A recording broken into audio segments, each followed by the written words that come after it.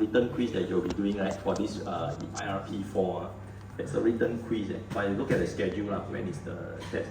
Because the two things important will be tested is, one of them is that one, the RTD, okay, which I explained in the previous class. I also recorded a video on this, so I will share with you later on. Okay, the YouTube, I'll explain. I also did a recording about a summary, okay, so that we'll prepare you for the written quiz. So rest assured, don't worry about that. But since you are here, myself, I explain a bit about what we are doing here. It looks very daunting, but it's actually quite okay. If you understand this concept, right, it will help you scaffold, make it easy for you to flow from here to here. Okay, alright. So now the next thing you are doing in this experiment is called thermocouple. Thermocouple is a type of very practical type of sensor that is used in the industry. So I also want to relate this, how you see outside in the outside world, right? What people do with it. Okay, thermocouple use, for example, in applications where you need to measure high temperature. One example, quick example, of course, nobody goes there, is the incinerator. When you need your incinerator, Singapore generate a lot of waste, by the way, you all don't know. Daily, our landfill almost going to fill up very soon. Okay, but anyway, incinerator is a place where they burn all the waste, right? All our waste, human generate a lot of waste. We generate waste, then we bring to the incinerator, then you burn it in incinerator at very high blast temperature, few thousand degrees, to burn everything into ashes. Okay, so they use, how they measure the sensor temperature inside, they use thermocouple. Okay, so but then what is thermocouple? Thermocouple basically, very simply put, is two metals, two different metals joined together. Okay, so I show you a picture. You see, notice that I draw in this circuit. This one is also in your notes. I just give an example because it can be different metals. Okay, I just use one metal called chromium. Any metal you can think of, can be copper also. One metal and another metal, maybe aluminium, let's say, for example. So these two metal, when they are welded together, right? Okay, it's actually a sensor, surprisingly. Okay, so some brilliant scientists long time ago, I think it's this called CBAC. I don't know whether you can find it in your notes. I think it is inside your lab. Yeah, okay, some great scientists found this. This concept called the thermocouple effect. Okay, it's called the CBAC coefficient. So what it does is that basically, if you have two metals, this point must be welded. Must be welded together. Okay. Welding. We don't do any welding because usually the mechanical people do it. Well, spot welding. Okay. So when the two metals join together, and if you heat up this thing, if you heat up, you put a fire here, you heat up this thing, it will induce a voltage. Okay. So that is the idea. So the key idea is that this metal, if you heat it up at this joint, it will produce a very small voltage. Okay. And then this is how we are using this concept, this little voltage to help us know. Oh, actually, this sensor got use. Because once you heat up, you apply a heat on this thing, it will heat up. Temperature will rise. This one will induce a voltage. The higher the temperature, the bigger the voltage induced. Okay, natural, it's a very natural kind of phenomena, if you like. Okay, heat up, this one will induce a voltage. Okay, so in the experiment that we are trying to do inside this lab, okay, so we already set up for you. If you watch the video, okay, they teach you how to connect, right? They also explain very briefly, but I also try to quickly explain here.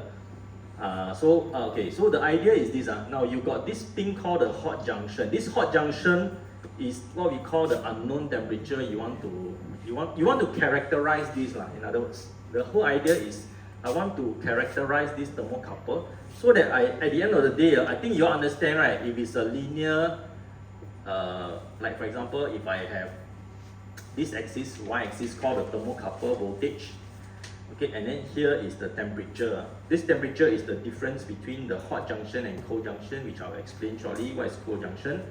Okay, now if you get a linear equation, I think you understand, right? Why linear is good, right? Because if it's linear, I can predict next time. Anytime I measure a certain voltage output here, okay, I can know what is the temperature measure. That's the objective, correct? I want to know that, hey, if I measure certain voltage, 3 volt correspond to what temperature? Okay, or 5 volt correspond to what temperature, for example.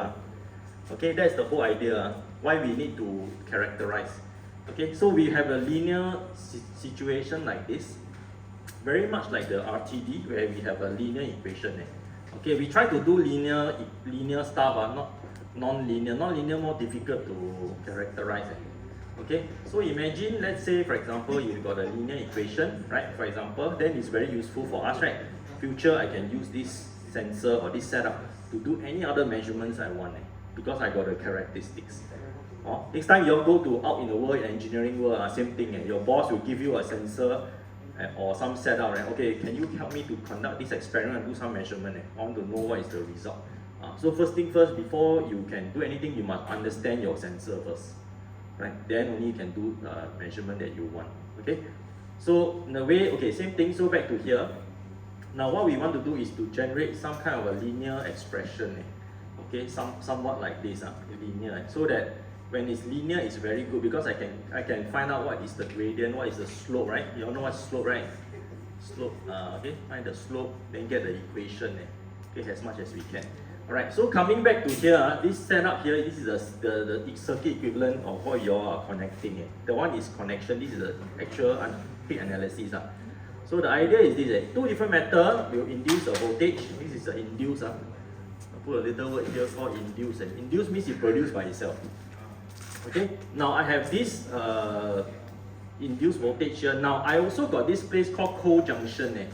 Now in the old days, when this guy, this physicist who found this setup, this phenomena, what he did was he used an ice bath. Okay, ice, not ice bath. We don't have here ice bath.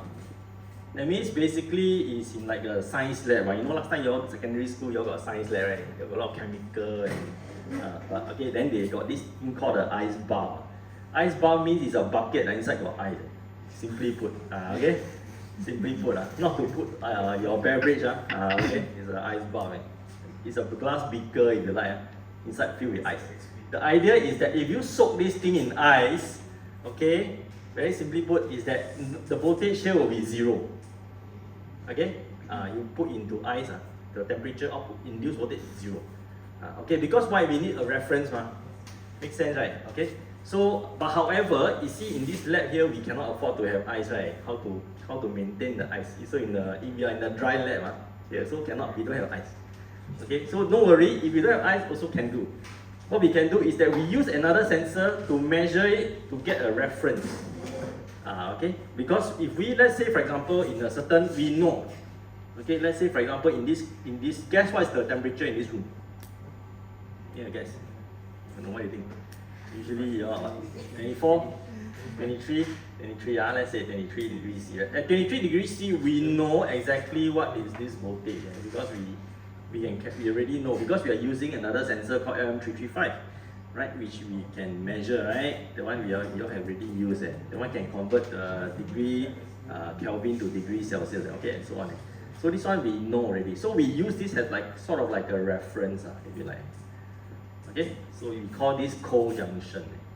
But just to let you know that in the past they used ice bath, but this one doesn't really exist now in this in the lab here. So we don't. In fact, a lot of labs cannot have ice one. We cannot unless you're in the science lab, but we are not. Okay, but anyway, that's beside the point. This thing is called the co-junction. Now, how do we form this thing here? So the point is this. So if you have, let's say, a multimeter, you all know the DMM, right? You all use DMM, digital multimeter. So if you got a multimeter, you measure here and here, plus, minus, right? You expect to see some kind of a voltage, right?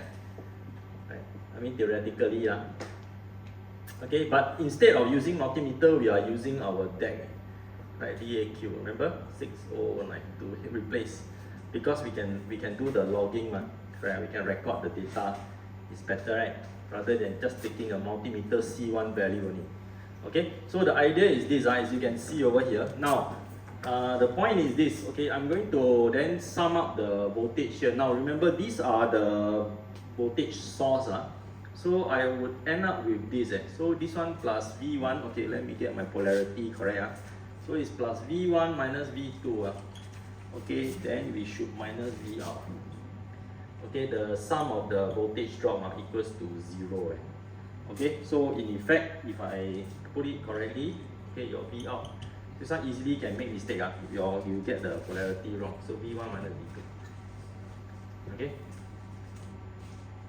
Right. So this is the idea lah. Okay. So the idea is that we have a reference voltage that we can establish, but this is the unknown lah. This is the unknown that we don't know. We want to use this to measure an unknown temperature, but we measure the output. So this one we know, this one we know, this one is the only thing we don't know. We can actually find out what is V1. Okay, but I use the KVL here to explain to you that actually we can rewrite this equation and sum up this thing using KVL, and it's equals to 0 as what we just explained earlier on KVL. Understand? So this is what we will get. Then the rest of it just follow. We will use this and then you do the other calculations.